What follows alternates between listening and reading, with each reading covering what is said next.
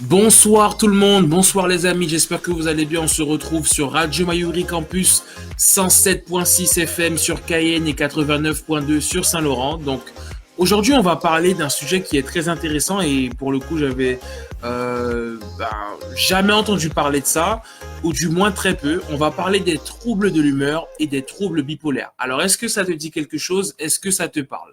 Déjà, dans un premier temps, il faut qu'on fasse la différence entre l'humeur et les émotions. Parce qu'on pourrait confondre les deux alors que les deux sont tout à fait différents, même si ils sont liés. Donc, dans un premier temps, je me suis dit, oui, mais en fait, l'humeur, c'est quoi exactement?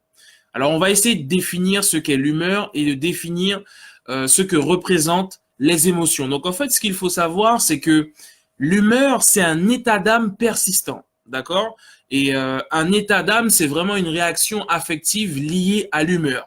Mais dans un premier temps, l'humeur, c'est vraiment ça, c'est un état d'âme persistant et une humeur, c'est une émotion durable. Ok? Donc il y a plusieurs types d'émotions en fait qui existent. On va retrouver la tristesse, la joie, le sentiment de culpabilité. Ça, ce sont des choses qui te parlent, j'en suis sûr. Il y a l'euphorie aussi. L'euphorie, c'est la sensation très intense de bien-être, d'allégresse, la colère, la méfiance. Bref, en tout cas, on retrouve plusieurs émotions. Et en fait, il est tout à fait normal de ressentir des émotions. Et ce qui va faire la différence, c'est vraiment leur intensité, leur débordement et leur nature en fait inappropriée au contexte, qui parfois entraînent des difficultés significatives dans le fonctionnement quotidien. Et c'est à partir de là justement qu'on va avoir des signes qui vont révéler la possible maladie que l'on peut avoir et en fait la maladie qui se retrouve être les troubles bipolaires. Maintenant, on pourrait aussi se demander, bon, bah, est-ce qu'on peut vraiment se considérer malade quand on est bipolaire? Ça, c'est aussi une question qu'on peut se poser. En tout cas, pourquoi l'humeur est différente des émotions? Déjà, dans un premier temps, parce que l'humeur est moins spécifique, elle est moins intense, et puis elle est moins influencée par des événements récents. Mais pour aller un peu plus loin dans la réflexion par rapport aux humeurs et aux émotions, on va parler des recherches, en tout cas, d'une psychothérapeute française qui s'appelle Isabelle Filiosa et qui explique en fait dans son livre qu'elle a intitulé Que se passe-t-il en moi? Que en fait, une émotion, et ça c'est très intéressant, une émotion est une réaction physiologique. Donc tout ce qui est physiologique, c'est ce qui est lié au corps, les amis. Donc en fait, une émotion, c'est une réaction physiologique à une stimulation. Mais quelle stimulation en fait? Faut savoir que émotion, on a le E qui veut dire vers l'extérieur, motion qui est synonyme de mouvement. Donc c'est vraiment un mouvement qui va vers l'extérieur. Ben en fait, dans son livre, elle explique qu'une émotion dure quelques minutes et se déploie en 3 temps. Et cette explication-là, elle m'a pas laissé indifférent. D'abord, elle parle de la charge. Elle explique qu'en fait, il y a la perception du stimulus qui peut être visuel, auditif et olfactif. Alors, olfactif.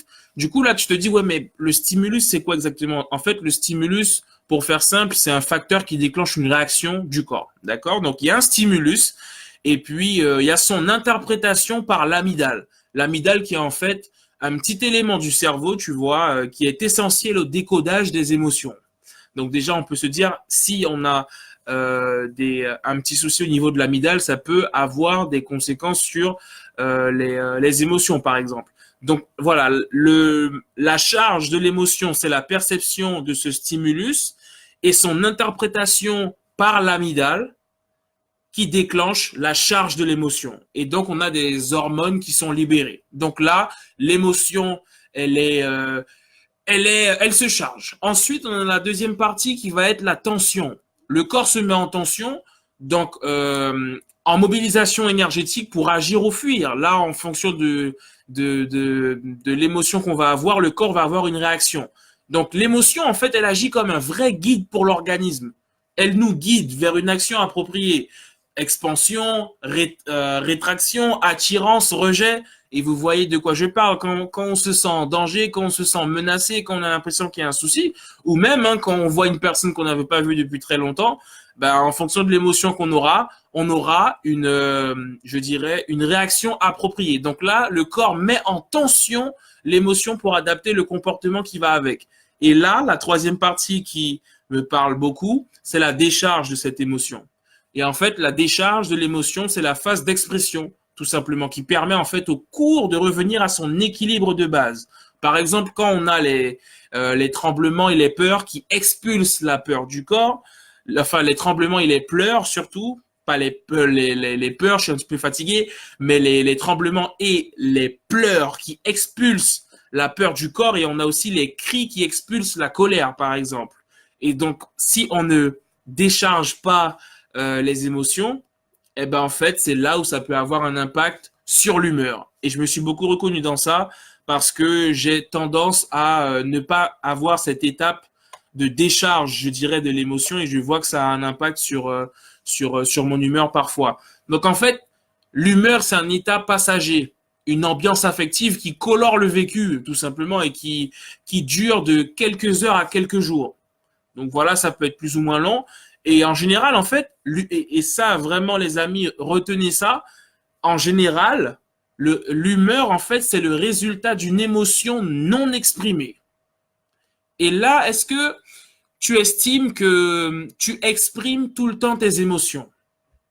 Et c'est là où je me suis rendu compte personnellement que, bah, en fait, mon humeur, elle était quand même pas mal influencée par le fait que je n'exprimais pas suffisamment certaines de mes émotions en réalité. Et c'est pour ça qu'il faut être attentif à ça. Donc, ça peut être le résultat d'une émotion non exprimée ou liée à un processus physiologique lié aux hormones.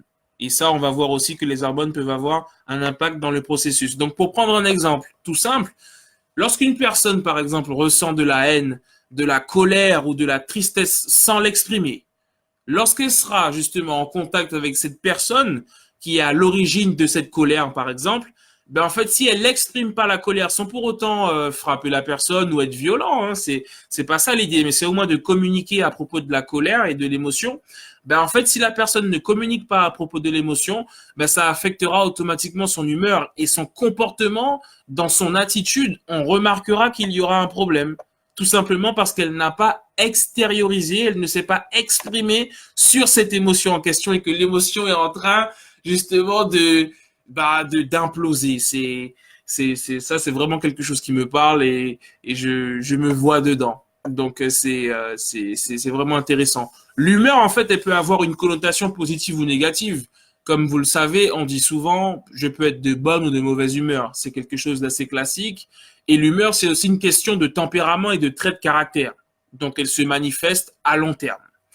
Et Isabelle Filiosa, justement, elle dit dans son livre que le tempérament est une habitude émotionnelle qui est apprise dans l'enfance. Par exemple, quand on est enfant, on va dire je suis colérique, je suis timide. Mais elle explique aussi qu'un tempérament n'est pas une identité, attention, et que comme tout apprentissage, il peut être déconstruit et changé. Donc c'est pas parce que on était timide depuis l'enfance qu'on est obligé d'être timide toute sa vie. On peut travailler sur son tempérament et le faire évoluer pour le tourner à notre avantage. Donc tout est une question de déconstruction. Maintenant, il est vrai également que les traits de personnalité tels que l'optimisme et le neuroticisme, donc je vais vous dire tout de suite à quoi ça correspond, mais ce sont des traits de la personnalité en fait qui prédisposent à certains types d'humeur. Par exemple, je suis une personne qui est très optimiste et je pense qu'il y a des personnes beaucoup de personnes qui le sont, mais en tant que personne très optimiste, c'est vrai qu'en général, je vais être d'humeur vraiment positive, je vais être de bonne humeur. Alors qu'en fait, les personnes qui vont plutôt être dans le neuroticisme, ce sont des personnes en fait qui ont tendance à éprouver de manière durable des états émotionnels négatifs tels que l'anxiété ou la déprime. Donc forcément, lorsqu'on est dans un état comme ça, bah, et qu'on a des traits de personnalité qui sont plutôt, je dirais, négatifs émotionnellement, bah forcément, ça a aussi un impact sur l'humeur. Donc l'humeur, c'est vraiment quelque chose qui, je dirais que c'est une disposition finalement affective qui est fondamentale et qui détermine les réactions émotionnelles et instinctives d'un individu et qui donne alors ça c'est un terme un petit peu technique, c'est ce qu'on va appeler des synesthésies.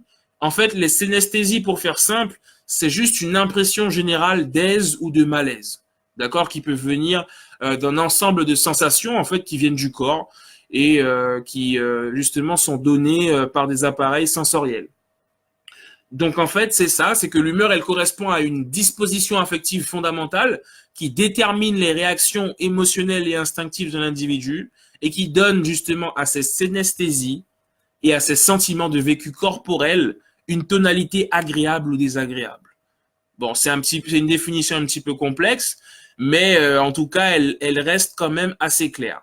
Et par contre, en psychologie, puisque la psychologie est importante aussi pour comprendre ce phénomène, l'humeur est l'état thymique. Donc, vous allez retrouver souvent dans mes explications le terme thymique, qui est en fait le terme qui signifie humeur d'un point de vue psychologique. Il est très utilisé.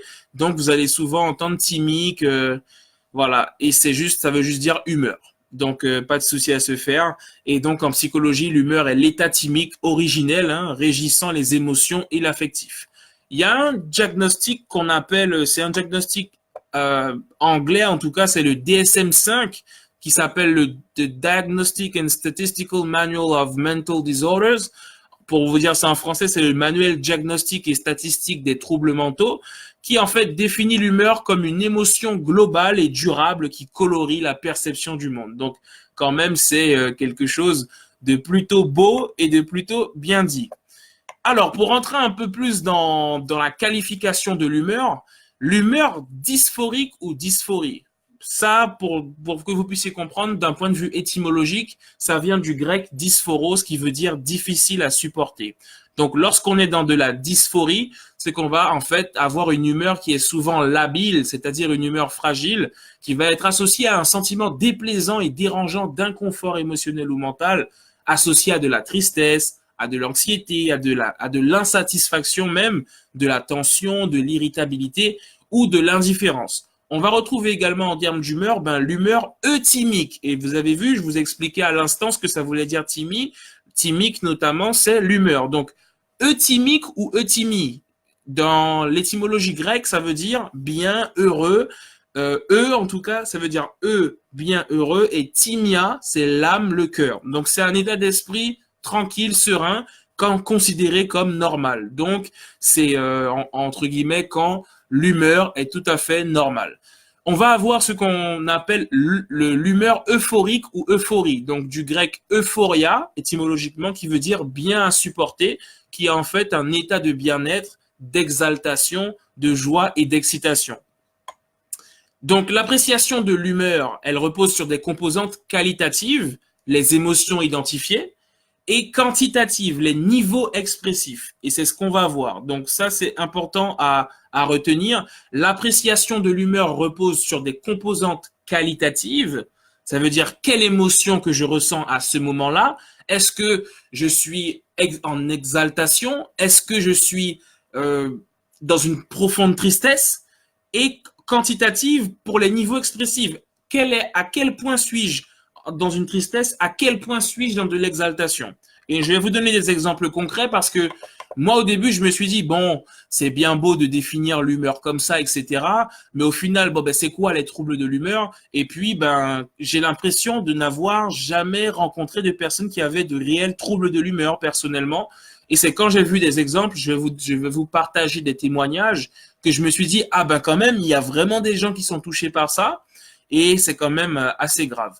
Donc finalement, les troubles de l'humeur, qu'est-ce que c'est au final? Puisqu'on a défini un peu ce que c'était l'humeur, quelles étaient les émotions, mais c'est quoi les troubles de l'humeur, les amis? Passons dans le vif du sujet. Les troubles de l'humeur, en fait, ce sont des changements d'humeur intenses, tels que les troubles bipolaires, par exemple. Et du coup, le DSM-4, là c'est pareil, hein, c'est le manuel de diagnostic que je vous ai présenté tout à l'heure. En fait, il distingue principalement deux ensembles de troubles de l'humeur. On va avoir les troubles dépressifs, donc le trouble dépressif majeur, où on va avoir un épisode unique, seulement un épisode où on aura un trouble, avec caractéristiques mélancoliques. Là, ça va vraiment être de la dépression, souvent plus sévère, avec une perte importante d'appétit, une perte de poids, une perte d'énergie et d'intérêt. On va avoir des troubles dépressifs avec des caractéristiques psychotiques.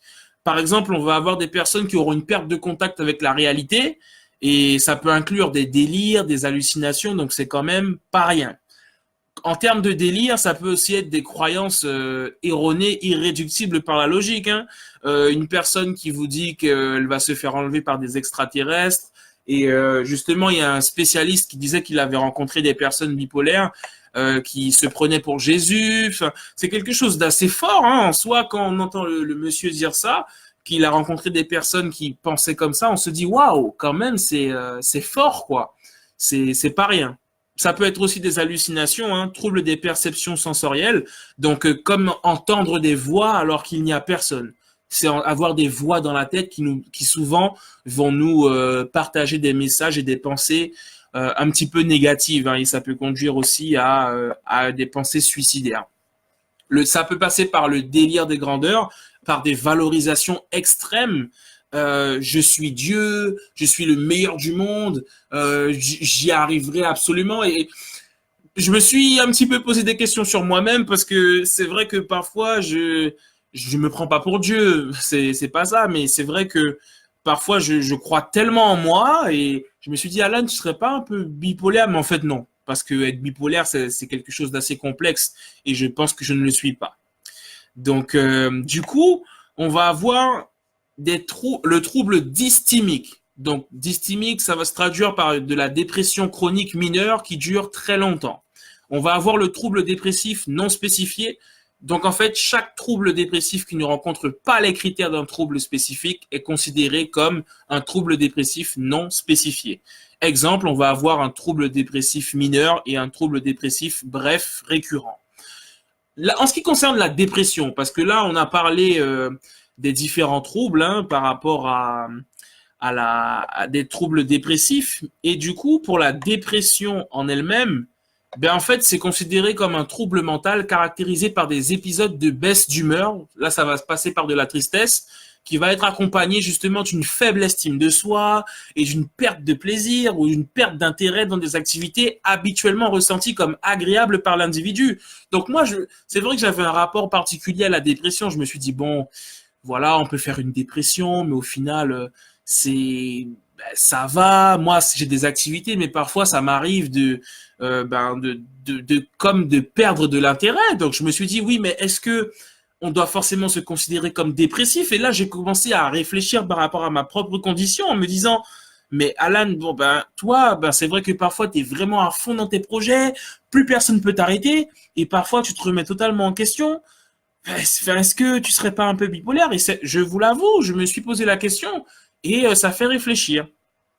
Mais c'est quand même très spécifique les troubles bipolaires, même si dans beaucoup de cas, c'est pas forcément évident à trouver. Donc là, on a parlé des troubles dépressifs, mais il y a les troubles bipolaires, d'accord? On a le trouble bipolaire 1, qui est vraiment, on va retrouver de l'euphorie ou de l'irritabilité excessive. On va avoir le trouble bipolaire 2, avec de l'alternance d'épisodes dépressifs et hypomaniaques. On va aborder le trouble maniaque dans pas très longtemps et vous allez comprendre. Mais en tout cas, quand c'est hypomaniaque, ça veut dire que c'est juste en dessous. C'est pas exactement un trouble maniaque, mais c'est un trouble qui est un peu moins fort. C'est pour ça qu'on dit hypomaniaque. Ce serait comme dire, par exemple, de l'hypoglycémie. D'accord? Donc, on a le trouble cyclotimique. C'est un trouble de l'humeur qui est caractérisé par l'alternance de périodes d'humeur élevée et d'humeur dépressive qui ne sont pas motivées par les circonstances. Donc, c'est considéré comme une forme légère de trouble bipolaire. Là, ça va encore.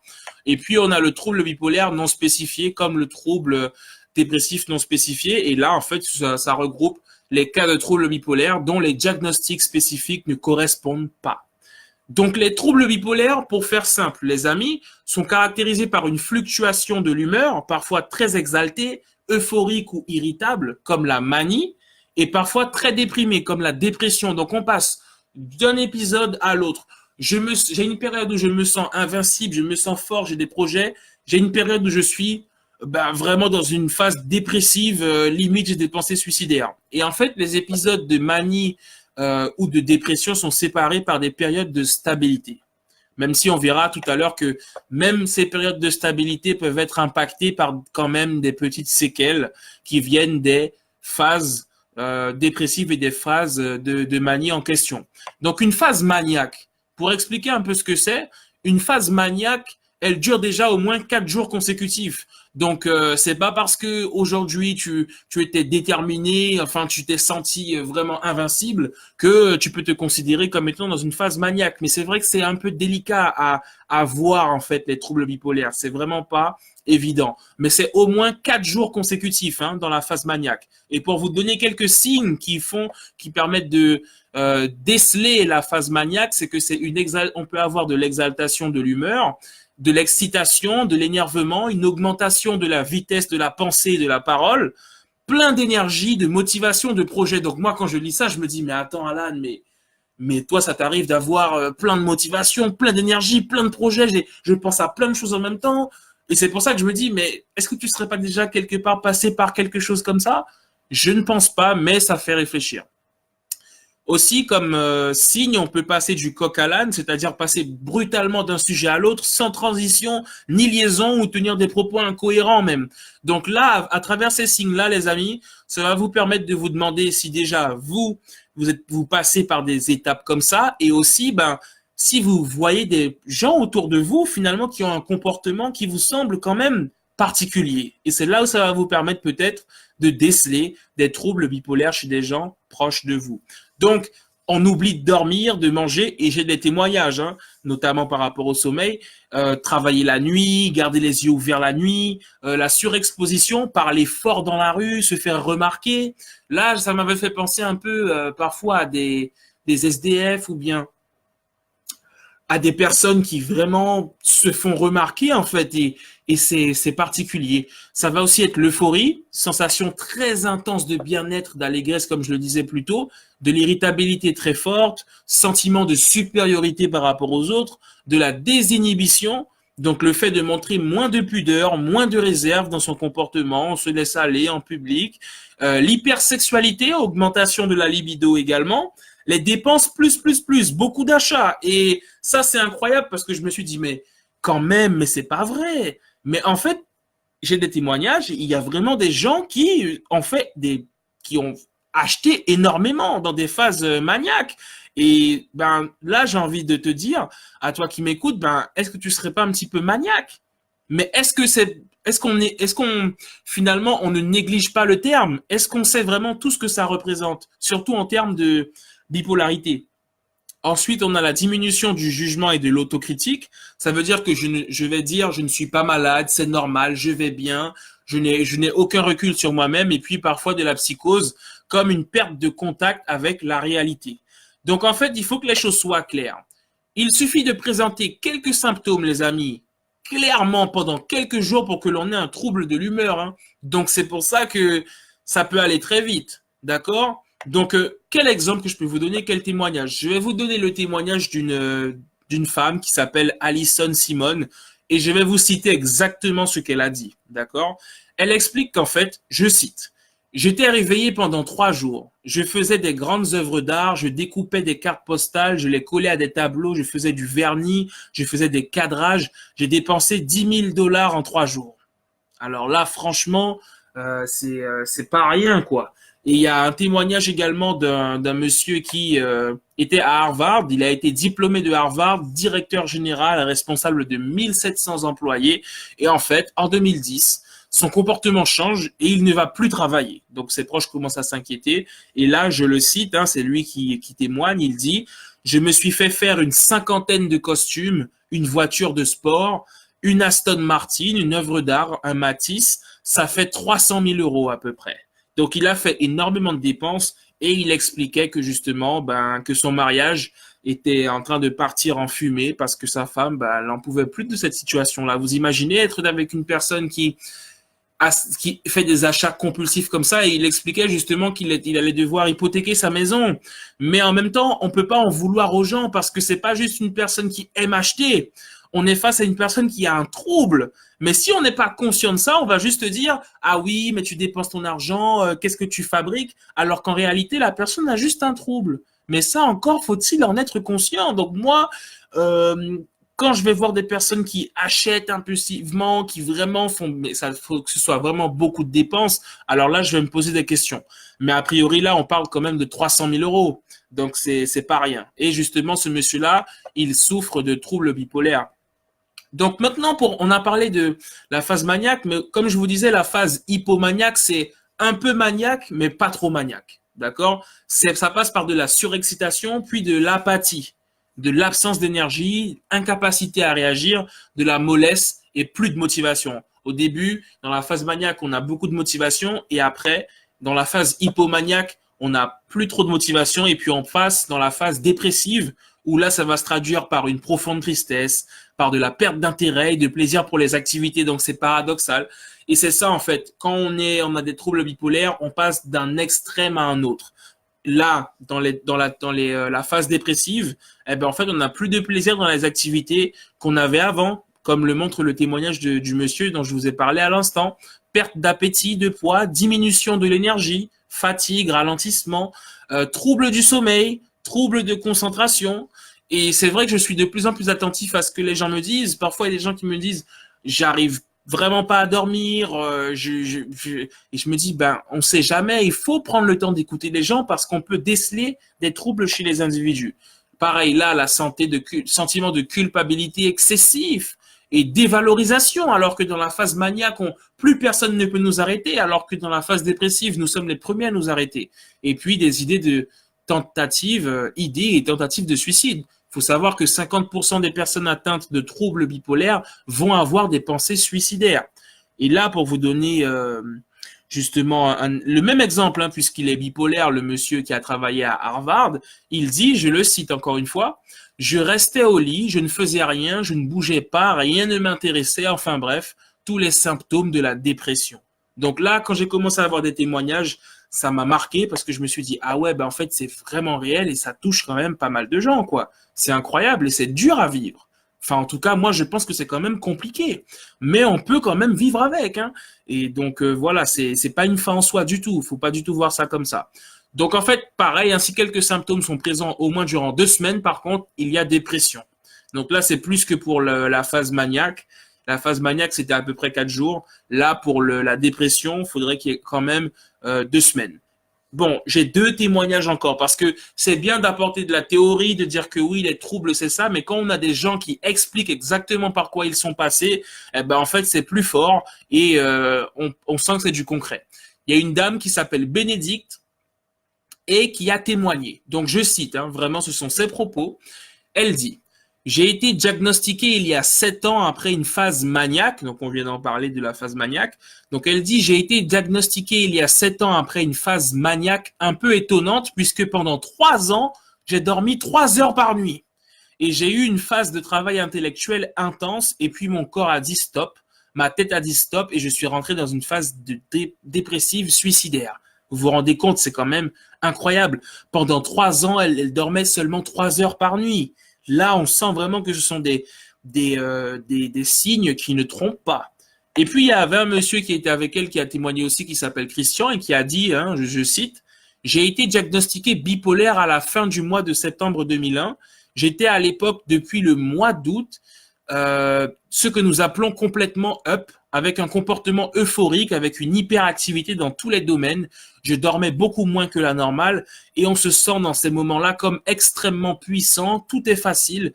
Intellectuellement, les idées arrivent les unes sur les autres et je crois qu'on peut être extrêmement créatif dans ces moments-là, mais je l'étais beaucoup trop. Donc, j'ai envie de dire que justement, le fait d'être bipolaire, ça, je sais pas si je peux me permettre de dire que ça a des avantages, mais en tout cas, cet aspect créatif, cet aspect de confiance en soi qui vient d'une phase maniaque, hormis le fait que ce soit peut-être avec une trop forte intensité, je trouve ça quand même très intéressant.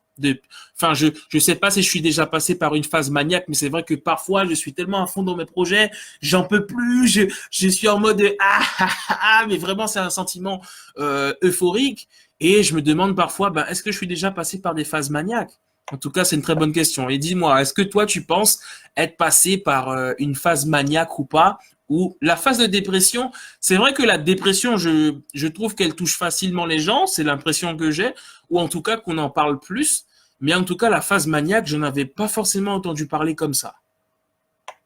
Donc, le diagnostic des troubles bipolaires est assez difficile à faire et c'est ce que je vous disais. Et puis, j'ai vu une spécialiste qui disait quelque chose et pour le coup, là, j'étais pas trop d'accord parce qu'en fait, elle disait que Si par exemple on se disait oui, il y a un enfant qui dit moi je veux être président de la République ou une personne qui dit je veux devenir président, elle avait fait comprendre qu'en fait ben ça pouvait être considéré comme justement une phase maniaque, une personne. Moi j'étais pas trop d'accord parce qu'après faut pas non plus abuser, il faut pas non plus que les gens soient limités parce que demain si je dis que j'ai envie je sais pas moi d'influencer le monde entier, d'être connu dans le monde entier, ben j'ai le droit de penser ça. Et pour autant, ça veut pas dire que c'est impossible surtout. Donc faut pas non plus dès qu'une personne a justement une ambition très grande, rêver grand, ça veut pas dire être dans une phase maniaque. Il faut faire attention à ça. Donc faut pas non plus se laisser avoir par les gens qui disent non, ben en fait par exemple penser qu'être président de la République, ben en fait non, c'est une phase maniaque. Non, moi j'étais pas trop d'accord avec ça. Il faut pas empêcher les gens d'avoir de l'ambition. Voilà, ça c'est mon avis, donc j'étais pas trop d'accord avec ce qu'elle disait. Pour faire un récapitulatif simple, donc sont désignés comme des troubles de l'humeur, les amis, les déstabilisations à long terme de l'humeur suivante: la dépression, les troubles bipolaires, l'anxiété. Donc c'est vraiment sur du long terme. Maintenant, bon, je me suis dit, est-ce qu'on n'était pas tous un peu bipolaires en vrai? Et parce que plus j'étudie le sujet, plus je me suis dit, oui, mais j'ai l'impression d'être passé par des petites phases, des petites choses. Je me suis vraiment remis en question et je me suis dit, mais est-ce qu'on n'est pas tous un peu bipolaires en réalité? Eh bien, bon, il y a un spécialiste qui s'appelle DJ Papetta qui dit quand même qu'il y a une spécificité à ce trouble, c'est que ces variations d'humeur aboutissent à une souffrance en fait qui se traduit sur le plan clinique, c'est-à-dire qu'on peut observer des symptômes physiques et en fait c'est significatif. C'est vraiment, ça peut être très difficile à vivre, ça peut même être un handicap au quotidien et c'est une souffrance psychique même. Ça peut passer, ça peut être spirituel, cérébral, mental en fait et ça peut être très intense. Donc dire qu'on serait tous un peu bipolaires en vrai, je sais pas si on peut se permettre de dire ça. Donc, parce que c'est très spécifique et on peut vraiment en souffrir. Et puis, il faut dire que notre humeur varie en fonction des saisons aussi, hein, et c'est pas pour autant de la bipolarité. Donc, c'est vraiment l'intensité qui fait la différence et qui va venir, je dirais, apporter les signes justement de ce qu'on pourrait appeler la maladie. Mais n'est pas bipolaire celui qui, par exemple, parce qu'on est en hiver, est un peu grincheux ou a moins envie de sourire. D'accord, il y a à certains moments, eh bien oui, on est tout simplement de bonne ou de mauvaise humeur juste par rapport au temps qu'il fait dehors. C'est pas pour autant qu'on est bipolaire pour autant. Et chaque personne présente un trouble qui sera spécifique aussi. Il faut le dire. Donc, d'où viennent en fait ces troubles concrètement? Moi, c'est ce que je me suis dit, puisque ok, il y a des troubles, etc. Mais d'où viennent-ils? Alors, il y a deux troubles de l'humeur qui sont fondés sur l'étiologie. Alors en médecine, l'étiologie, c'est l'étude des causes et des facteurs d'une maladie. Ça, c'est intéressant parce qu'on a des troubles de l'humeur qui sont dus à une affection médicale générale. Qu'est-ce qu'une affection médicale? En fait, c'est tout processus en relation avec une maladie. Donc en fait, on va avoir une perturbation thymique, comme je l'avais dit, thymique, c'est-à-dire de l'humeur qui va être persistante et qui va avoir des conséquences physiologiques. Et ça peut être justement dû, comme je le dis, à une affection médicale générale. Je vais vous donner un exemple. On peut avoir des maladies thyroïdiennes, par exemple. Hein. Et puis, on va avoir les troubles de l'humeur induits par une substance. Là, ça va vraiment être une modification marquée et persistante de l'humeur qui va avoir des conséquences physiologiques également directes, mais ce seront des conséquences qui seront dues vraiment à une substance ou à un traitement médical.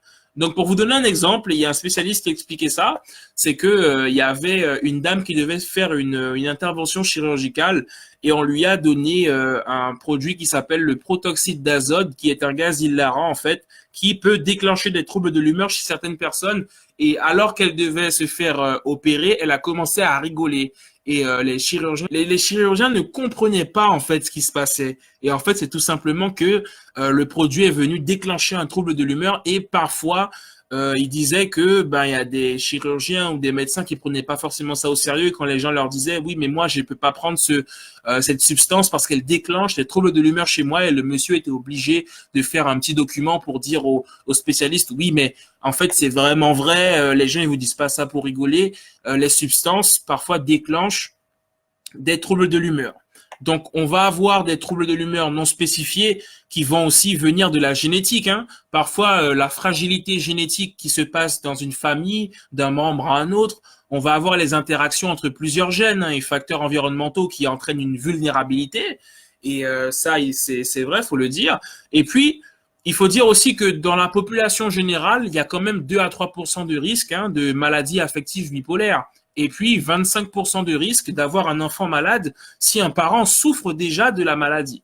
Donc 25%, c'est quand même assez élevé. Il y a aussi, ça peut venir des neurotransmetteurs. D'accord, là on passe aussi d'un niveau cérébral parce qu'on va avoir au niveau des cellules en fait un manque de neurotransmetteurs dans certains cas de dépression. C'est-à-dire qu'on peut avoir un faible taux de sérotonine. C'est bon à savoir ça. La sérotonine, c'est quoi? En fait, la sérotonine, c'est un neurotransmetteur du cerveau qui est impliqué dans la gestion des humeurs et qui est associé à l'état de bonheur. Donc là, si on a un faible taux de sérotonine, forcément, ça aura un impact sur notre bonheur. Et en fait, lorsqu'elle est à un taux équilibré, elle réduit la prise de risque de l'individu qui est poussé à maintenir une situation qui lui est favorable. Par exemple, ça pourrait faire penser qu'une personne qui va avoir tendance à se suicider pourrait avoir un faible taux de sérotonine, ou les personnes qui aiment les sensations fortes, par exemple, qui aiment prendre des risques dans la vie, par exemple, les gens qui se mettent sur des buildings à hauteur, je sais pas à combien d'hauteur du sol, on pourrait penser qu'elles ont un faible taux de sérotonine, par exemple. Ça pourrait être aussi dû, les troubles de l'humeur, à un mauvais fonctionnement noradrénaline.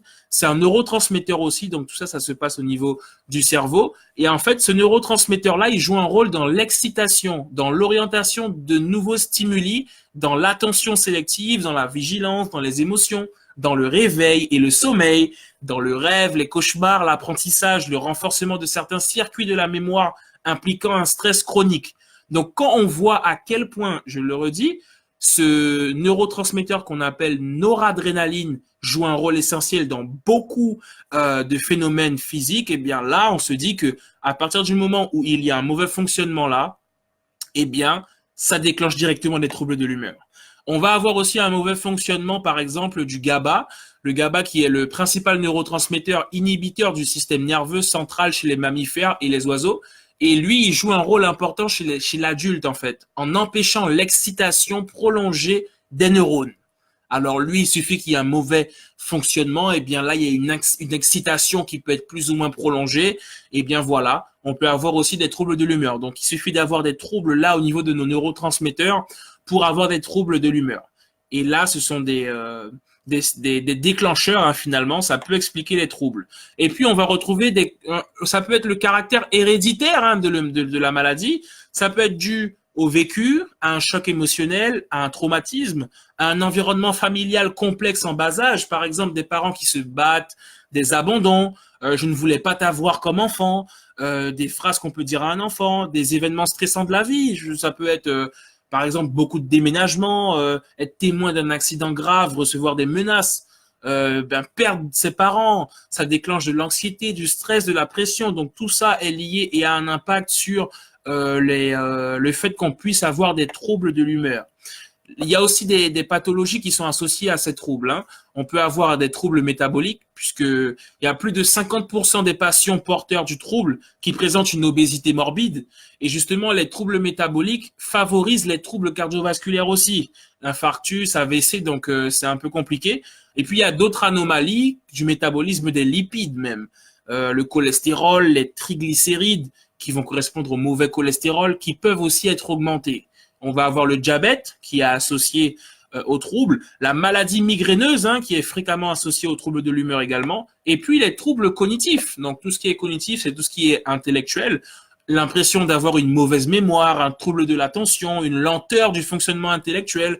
Et je me dis que parfois, un enfant, par exemple, peut avoir un trouble et se penser incapable alors qu'en fait, il a simplement un trouble, mais il ne le sait pas. Et il peut grandir avec ça pendant longtemps sans savoir qu'il a un trouble, justement. Donc, au niveau des troubles de l'humeur, pour avoir quelques statistiques, pour la maladie bipolaire, il y a 3% de la population environ qui est touchée, contrairement à 7% de la population pour la dépression. Et puis, l'âge moyen pour la maladie bipolaire, c'est 15-35 ans, hein. et pour le début moyen de la dépression, c'est 32 ans. Alors, ça touche autant les femmes que les hommes pour tout ce qui va être bipolaire. Pour pour la dépression, c'est 2 femmes pour un homme qui en souffre, d'accord? Et puis, il y a 3 fois plus de femmes qui ont des cycles rapides pour tout ce qui va être bipolaire. Et puis, il y a un risque à vie pour une femme qui est de 20 à 25% pour la dépression. Et pour la dépression, il y a un risque à vie pour un homme qui peut être de 8 à 12%, c'est un peu plus faible. Mais il faut mentionner quand même, parce que c'est important, que pour ce qui va être de la bipolarité, c'est une maladie quand même qui est la 6e cause d'invalidité en Amérique. Donc c'est pas rien du tout. Et c'est une maladie qui évolue, qui a un rythme quand même assez particulier, puisque la majorité des personnes vont avoir 4 épisodes thymiques dans leur vie. Et il n'y a pas de séquence spécifique pour la récurrence. Donc, ce sont des épisodes aléatoires. Ça peut être dépression, phase maniaque. Enfin, voilà, ça dépend vraiment. Et puis, la durée typique d'un épisode, ça peut être de 4 à 13 mois. Donc, quand même, c'est relativement long, sachant qu'une dépression, en général, est plus longue que la phase maniaque. Donc, entre les épisodes, 15-35% ont des symptômes atténués ou un dysfonctionnement social. Et ça, c'est ce que je vous disais un peu plus tôt, c'est que même quand en fait on sort d'une phase, on a quand même des petits symptômes atténués qui font que voilà, c'est toujours un petit peu compliqué de faire avec. Et justement, c'est ce qu'on appelle des phases intercritiques. Et dans ces phases, il existe relativement fréquemment des symptômes résiduels liés à l'humeur, envie de suicide, irritation, colère inappropriée, qui favorisent les rechutes et les difficultés d'insertion professionnelle. Donc, il faut savoir quand même que 19% des personnes avec un trouble bipolaire font une tentative de suicide au cours de leur vie. D'accord? Donc ça, c'est quand même important de le mentionner. Donc, il y a quand même une certaine évolution fonctionnelle et des conséquences.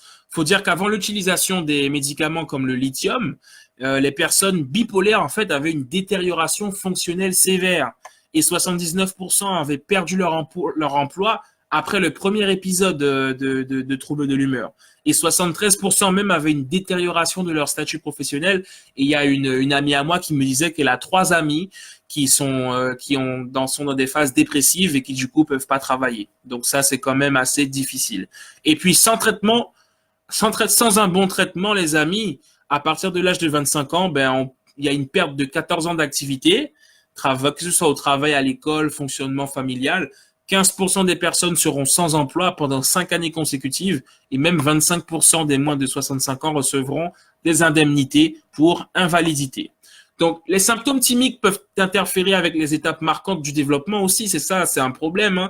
Ça peut perturber, excusez-moi, il peut y avoir une perturbation scolaire par des épisodes. C'est ce que je disais. L'enfant si j'imagine qu'un enfant dans une phase de dépression, ça peut être difficile. L'échec dans son établissement d'une vie familiale ou de liens sociaux, ça peut favoriser l'isolement.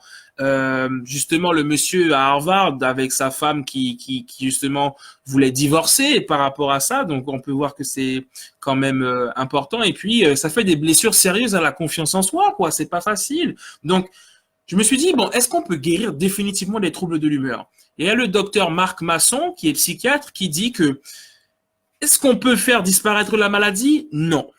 Mais est-ce qu'on peut la soigner et la contrôler dans des conditions optimales? Oui, on peut. D'accord? Eh bien, comment réguler ces troubles au moins? Si on ne peut pas les faire disparaître complètement, comment les réguler? Avec des médicaments psychotropes, des médicaments qui agissent principalement sur l'état du système nerveux central. Donc, thymorégulateur, on a du normothymique. Donc, vous voyez bien que dans ces noms de médicaments, on retrouve thymique, qui a un terme qui veut dire humeur. On a les antidépresseurs. On a également la contribution du mode de vie dans l'évolution, parce que il faut avoir un bon sommeil, il faut organiser son quotidien, parce que lorsqu'on a des nuits agitées et qu'on se réveille dans la nuit, même si c'est dû au trouble, il faut absolument essayer de régler son horloge biologique et avoir une bonne hygiène de vie. Donc l'heure du coucher et l'heure du lever sont des éléments très importants pour remettre l'horloge biologique de la personne qui a atteint de ces troubles à l'heure. Et puis il faut avoir des loisirs qui ont des effets favorables sur les troubles de l'humeur, des activités physiques. Il faut essayer de se socialiser au maximum. Et puis, faut dire que par rapport aux drogues, même si ça peut apporter un soulagement sur le court terme, sur le long terme, ça n'apporte rien de bon. Et la caféine, ben voilà, c'est un stimulant qui peut te garder éveillé la nuit et qui peut exacerber ton humeur. Donc, c'est pas non plus une bonne idée je dirais, de se, de se cacher, voilà, de se lancer dans la caféine, d'accord? Donc, voici les informations que je voulais vous partager par rapport à ce sujet-là. Et en tout cas, pour finir, je vous dirais que il faut quand même, pour les traiter de la meilleure façon, pour avoir une vue d'ensemble, il faut avoir une bonne éducation, il faut développer un programme d'objectifs personnels, il faut vraiment s'organiser dans sa vie, c'est très important. Et puis, quelle attitude prendre en tant que malade déjà et en tant que proche d'un malade. Faut avoir de la patience, faut se donner le temps pour accepter la maladie, faut se retrouver avec soi-même et il faut comprendre la maladie et l'accepter pour mieux la traiter. Et il faut pas traiter une personne qui a des troubles bipolaires faut pas l'infantiliser. Il faut l'accompagner, il faut prendre du recul. Quand la personne a parfois des réactions très difficiles, très vives, très virulentes, il faut prendre du recul et pas voir les choses de manière directe et se sentir visé directement. D'accord? Donc, il y a une amie justement qui est bipolaire et je l'ai appris récemment, qui me disait que ça a vraiment changé sa vie et qu'elle trouve en fait que ce qui est difficile dans cette maladie, c'est de savoir exactement à quel moment elle est en phase maniaque ou dépressive, parce que parfois on peut croire qu'elle est en phase dépressive alors qu'en fait elle a juste comme je le disais, un peu de motivation, des projets et tout, et c'est pas évident. Et puis, elle a du mal un peu, à le faire comprendre à ses proches. Elle trouve que ça, c'est quelque chose de très difficile. C'est le challenge. Et puis, elle m'a dit aussi qu'elle a une amie qui est bipolaire et qui a pour challenge justement de gérer la maladie sans prendre de médicaments. Alors là, je sais pas ce que ça donne, mais en tout cas, ça peut être un peu difficile, mais c'est son challenge. Et puis, comme je vous le disais, elle a 3 amies également qui ont dû arrêter parce qu'elles étaient beaucoup trop angoissées et qu'elles sont souvent dans des phases dépressives donc elles ne travaillent plus. Les amis, on s'est donc retrouvés pour discuter de ce sujet très intéressant qui est les troubles de l'humeur. J'espère que vous avez apprécié. En tout cas, prenez le temps vraiment de réfléchir à tous ces symptômes, de réécouter finalement ce partage et de réfléchir à ça. Et finalement, la question c'est sommes-nous vraiment malades finalement lorsque nous sommes bipolaires? À quel point sommes-nous bipolaires? Ou à quel point avons-nous des troubles de l'humeur? Et finalement, est-ce qu'on n'est pas un peu tous touchés? Oui, non. Ça se discute, mais je pense que non, parce qu'il y a des personnes qui sont vraiment touchées par ça. Mais en tout cas, c'est un sujet très intéressant et observez bien les gens autour de vous parce que vous pourrez peut-être découvrir qu'il y a des personnes autour de vous qui ont les troubles de l'humeur et qui ne le savent juste pas du tout. D'accord? Donc, c'était Alan Nobal et Alan Motivation avec vous sur Radio Mayuri Campus, 107.6 sur Cayenne et 89.2 sur Saint-Laurent. J'espère que vous avez apprécié cet échange sur ce sujet. Les troubles de l'humeur, les troubles bipolaires, on en a parlé. Let's go les amis, à bientôt. On se retrouve le mois prochain pour un prochain débat sur un autre sujet. Allez, ciao ciao tout le monde, bye bye.